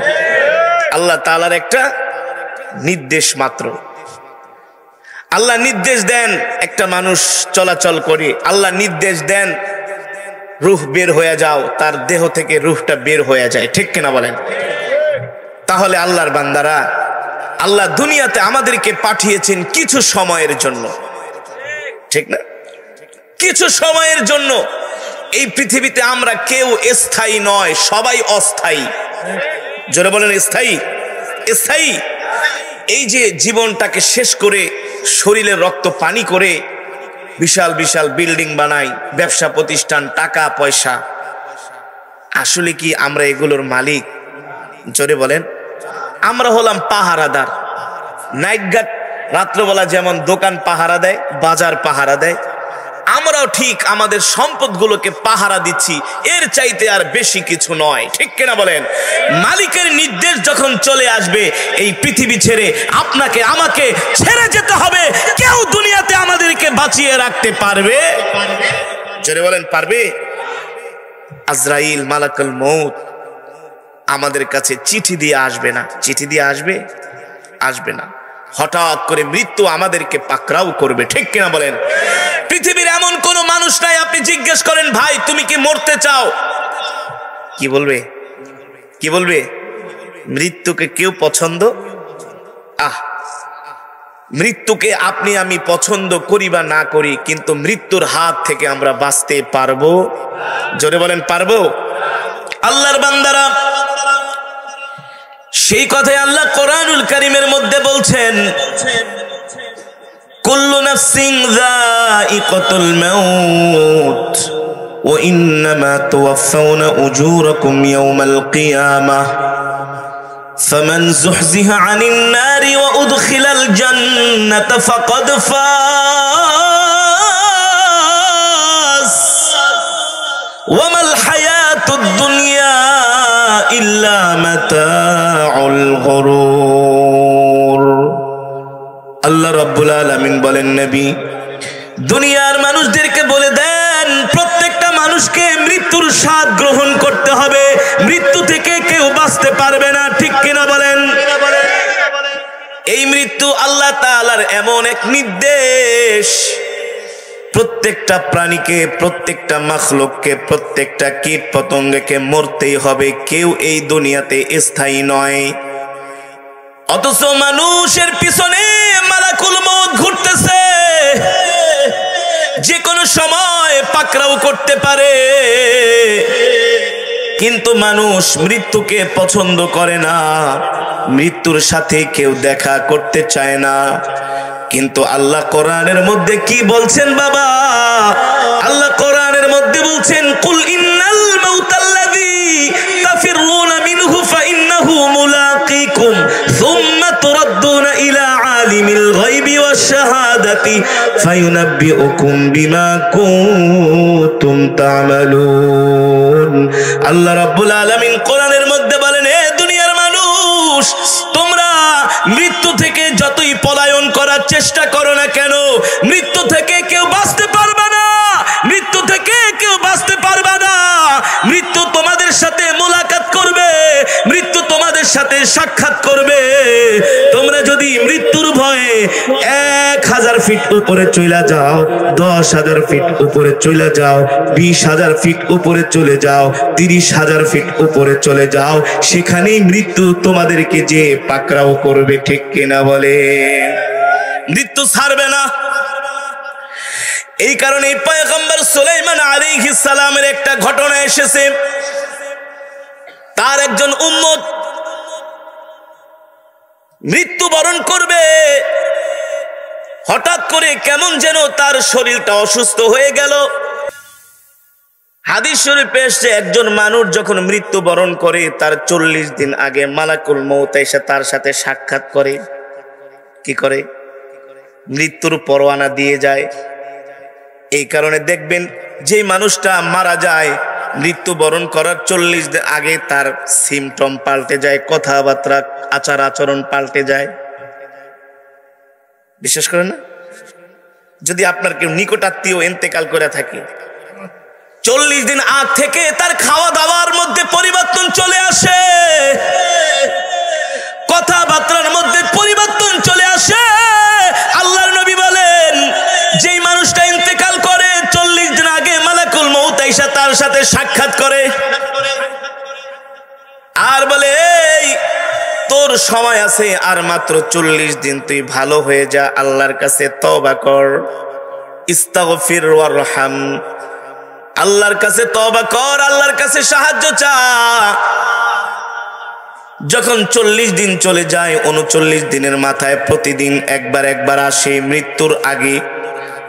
যখন 3 দিন বাকি থাকে, মালাকুল মউত সকালে আসে, দুপুরে আসে, রাত্র আসে, 3 বার সাক্ষাৎ করে। কয়বার? মালাকুল মউত আইসা বলে, তুই এখনো কি তওবা করস নাই? তোর বাকি আছে মাত্র 3 দিন। ওই সময় মানুষটার খাবার দাবারের রুচি নষ্ট হয়ে যায়, সন্তানের দিকে তাকায় থাকে, স্ত্রীর দিকে তাকায় থাকে, সম্পদের দিকে তাকায় থাকে, ঘর বাড়ির দিকে তাকায় থাকে, শুধু ভাবে আর ভাবে, ভাবে আর ভাবে, কারণ তার মৃত্যুর পরোয়ানা তো জারি হয়ে গেছে। এই কারণে দেখবেন অনেক মানুষ মৃত্যুর আগে হতাশ হয়ে যায়। যারা আল্লাহর ওলি তারা বুঝতে পারে কখন তাদের মৃত্যু হবে। আল্লাহু আকবার। যারা আল্লাহর ওলি 5টা ওয়াক্ত নামাজ পড়বেন, জামাতের সাথে তাকবীরুলের সাথে সকাল সন্ধ্যা জিকির করবেন, কোরআন তেলাওয়াত করবেন, বেশি বেশি ইস্তেগফার, বেশি বেশি দুরূদ শরীফ পড়বেন, আর মেসওয়াক ব্যবহার করবেন। যারা মেসওয়াক ব্যবহার করবে ইন্তেকালের সময় তাদের ভাগ্যে কালেমা নসিব হবে। নবী সাল্লাল্লাহু আলাইহি সাল্লাম তাদের সামনে আসবেন ইন্তেকালের সময়। এই কারণে কি করবেন ভাইরা, কি করবেন ভাইরা, সবাই মেসওয়াক রাখবেন। কি রাখবেন? মেসওয়াক রাখবেন। রাখবেন তো ইনশাল্লাহ? কে কে মেসওয়াক ব্যবহার করবেন? একটু হাতটা উঠান তো, একটু হাতটা উঠান, হাতটা উঠান।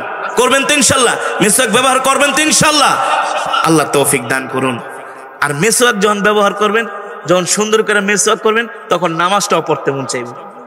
নামাজটাও কি পড়তে মন চাইবে।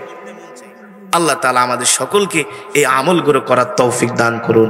ভাই, এই ওয়াজ শোনার পরে যদি আপনাদের মধ্যে যদি একটু পরিবর্তন চলে আসে, কবরের ভয় চলে আসে, একটু আমল যদি বাড়ায় দেন, ইবাদত বাড়ায় দেন, এতে করে জিন্দেগি সফল হয়ে যাবে। ঠিক কিনা বলেন? আল্লাহ তাআলা আমাদের সকলকে আল্লাহর পেয়ারা বান্দা হিসাবে কবুল করুন। আজকের এই মাজমা, আজকের এই মাহফিলকে আল্লাহ তাআলার সন্তুষ্টির জন্য কবুল করুন বলি আমিন। অত্র এলাকার যুব সমাজ, ধর্মপ্রাণ মুসলমান আপনারা মিলে প্রতি বছর এই মাহফিলটা করতেছেন, আলহামদুলিল্লাহ। এই মাহফিলটাকে আল্লাহ তাআলা কিয়ামত পর্যন্ত কবুল করুন বলি আমিন। অত্র এলাকায় যত মুর্দেগান শুয়ে আছে কবরে, আল্লাহ সকলের কবরটাকে রওদাতুম মির রিয়াজিল জান্নাহ বানায় দেখ বলি আমিন। আমরা এখনই দোয়া করব, সকলের জন্য প্রাণ খুলে দোয়া করব। দুরূদ শরীফ পড়ি, আল্লাহুম্মা সাল্লি আলা মুহাম্মদ ওয়া আলা আলি মুহাম্মদ কামা সাল্লাইতা আলা ইব্রাহিম ওয়া আলা আলি ইব্রাহিম ইন্নাকা হামিদুম মাজিদ। আল্লাহুম্মা বারিক আলা মুহাম্মদ ওয়া আলা আলি মুহাম্মদ كما باركت على إبراهيم وعلى آل إبراهيم إنك حميد مجيد. سبحان الله وبحمده سبحان الله العظيم. وعلى آل إبراهيم إنك حميد مجيد. أستغفر الله الذي لا إله إلا هو الحي القيوم وأتوب إليه. لا حول ولا قوة إلا بالله العلي العظيم. اللهم آمين. الحمد لله رب العالمين، والصلاة والسلام على سيد الأنبياء والمرسلين وعلى آله وصحبه أجمعين.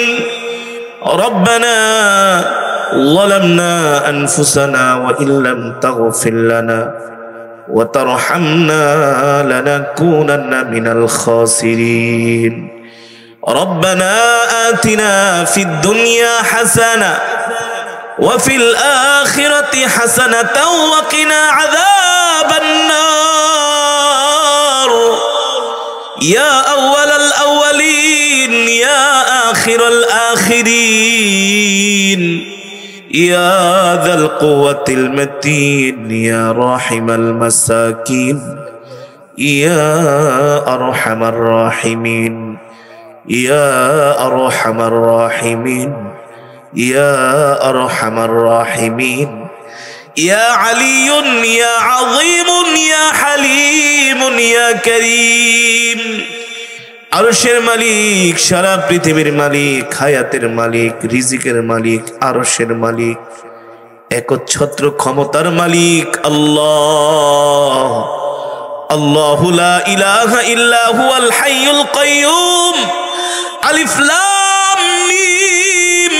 আল্লাহু লা ইলাহা ইল্লা হুয়াল হাইয়ুল কাইয়্যুম وعنت الوجوه للحي القيوم. اي মালিক, আমরা নাফরমান, আপনি রহমান। এই গভীর রজনীতে আল্লাহ ভিক্ষুকের মতো গুনার বোঝা মাথায় নিয়া আসামির মতো আপনার দরবারে দুইখানা হাত উঠিয়েছি। মালিক, মেহেরবানি করে আপনি আমাদের তামাম জিন্দেগির গুনাহগুলো মাফ করে দেন। আয় আল্লাহ, আজকে যে মাহফিলের আয়োজন করেছি মাহফিলকে কবুল করে নেন। অত্র এলাকার যুব সমাজ, দিনদার ধর্মপ্রাণ মুসলমান ভাইরা যে মাহফিল আয়োজন করেছে, আল্লাহ মাহফিলকে কবুল করে নেন। আল্লাহ এই মাহফিলের সওয়াব কোটি কোটি গুণ বাড়ায়া সোনার মদিনায় পৌঁছে দেন। আয় আল্লাহ, পেয়ারা নবীজির পরিবার পরিজন আহলে বাইতদের আরওয়াহ পাকের হাদিয়া পৌঁছে দেন।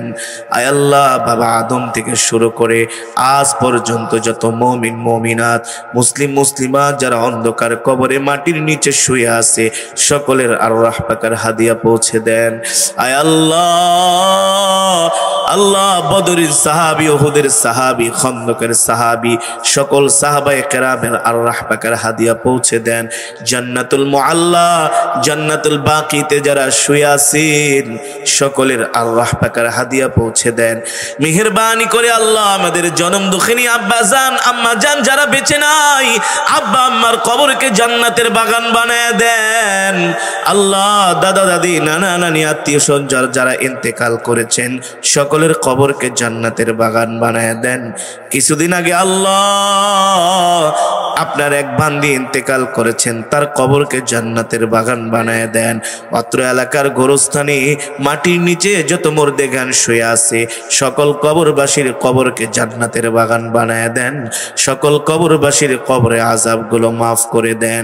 আয় আল্লাহ, আপনার আরেক বান্দা অসুস্থ হইয়া হসপিটালের বেডে কাতরাচ্ছে, মালিক আপনি তাকে পরিপূর্ণ সুস্থতা দান করে দেন। আল্লাহ তাকে পরিপূর্ণ শেফায়ে আজেলা কামেলা দায়েমা নসিব করে দেন। আল্লাহ আমাদের মধ্য থেকে যারা অসুস্থ সুস্থতা দান করে দেন।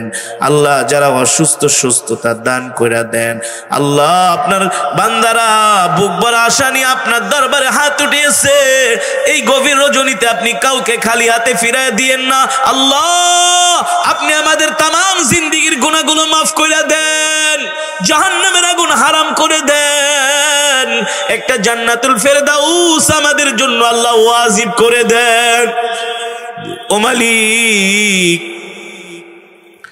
ওই কবরে একা একা কিভাবে থাকবো? আল্লাহ আল্লাহ, ওই কবরে একা একা কিভাবে থাকবো? আল্লাহ মালিক, এই গভীর রজনীতে আপনার কাছে দরখাস্ত করি, ওই কবরটা আমাদের জন্য জান্নাতের বাগান বানায়া দিয়ে। আল্লাহ কবর নিয়ে আযাব দিয়েন না, কবর নিয়ে শাস্তি দিয়েন না। আল্লাহ জীবনের সব গুনাহগুলো এখনই মাফ করে দেন। আল্লাহ আপনার রহমান নামের উসিলা করে, রহিম নামের উসিলা করে সব গুনাহগুলো এখনই মাফ করে দেন। আল্লাহ আপনি আমাদের একজনকেও আল্লাহ গুনাহ মাফ না করায় প্যান্ডেল থেকে বের করিয়েন না। জীবনের সব গুনাহগুলো এখনই মাফ করে দেন, জাহান্নামের আগুন হারাম করে দেন, একটা জান্নাতুল ফেরদাউস আমাদের জন্য বরাদ্দ করে দেন। আল্লাহ আমাদের সাথে অনেক মা বোনেরা হাত উঠিয়েছে, মা বোনদেরকে মাফ করে দেন।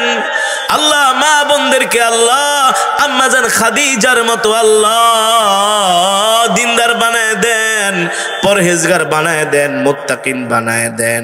আল্লাহ হযরত ফাতেমা রাদিয়াল্লাহু তাআলা আনহার সাথে যেন মা বোনেরা একসাথে জান্নাতে যেতে পারে আল্লাহ তৌফিক দিয়া দেন। মা বোনদের মধ্য থেকে যারা অসুস্থ সুস্থতা দান করে দেন। আল্লাহ এলাকার প্রতিটা ঘরের মধ্যে রহমত বরকত নাজিল করে দেন। আল্লাহ এই মাহফিলে যারা 1 টাকা থেকে 1000 টাকা দান করেছেন, সকলের দানকে কবুল করে নেন। অনেক প্রবাসী ভাইয়েরা আল্লাহ বিদেশ থেকে অর্থ দিয়েছেন, তাদেরকে আল্লাহ কবুল করে নেন। আল্লাহ যে ভাইয়ের ঘরের মধ্যে বসে আল্লাহ বিশ্রাম নিয়েছি, আল্লাহ তিনি সাউথ আফ্রিকায় থাকেন, আল্লাহ এমন যত প্রবাসী ভাই আছে সকলের জান মাল আপনার কুদরতি হাতে সুপর্দ করলাম। মেহেরবানি করে আমাদের বাংলাদেশি সমস্ত প্রবাসী ভাইদের জান মাল আল্লাহ আপনি হেফাজত করেন। আল্লাহ মেহেরবানি করে মালিক, আপনার কোন বান্দা কি আশা নিয়া গভীর রজনীতে আপনার দরবারে হাত উঠিয়েছে, মেহেরবানি করে সকলের মনের নেক আশাগুলো পূর্ণ করে দেন। যারা ঋণগ্রস্ত ঋণ পরিশোধ করার তৌফিক দিয়া দেন, যাদের সন্তান হয় না আল্লাহ সন্তান দেন, আল্লাহ যারা অসুস্থ পরিপূর্ণ সুস্থতা দান করে দেন গো আল্লাহ। রব্বির হামহুমা কামা রব্বায়ানি সগীরা, রব্বির হামহুমা কামা রব্বায়ানি সগীরা। মাওলা রে, জানি না কোন দিন মৃত্যুর পরওয়ানা জারি হয়ে যায়, আজরাইল আমাদের সামনে এসে হাজির হয়। সেই কঠিন মুসিবতের সময়, কঠিন বিপদের সময় আল্লাহ আল্লাহ আল্লাহ ইয়া আল্লাহ ইয়া আল্লাহ ইয়া আল্লাহ আমাদের জবানে নসিব করে দিন কালেমায়ে তাইয়্যিবা লা ইলাহা ইল্লাল্লাহু মুহাম্মাদুর রাসূলুল্লাহ সাল্লাল্লাহু আলাইহি ওয়াসাল্লাম।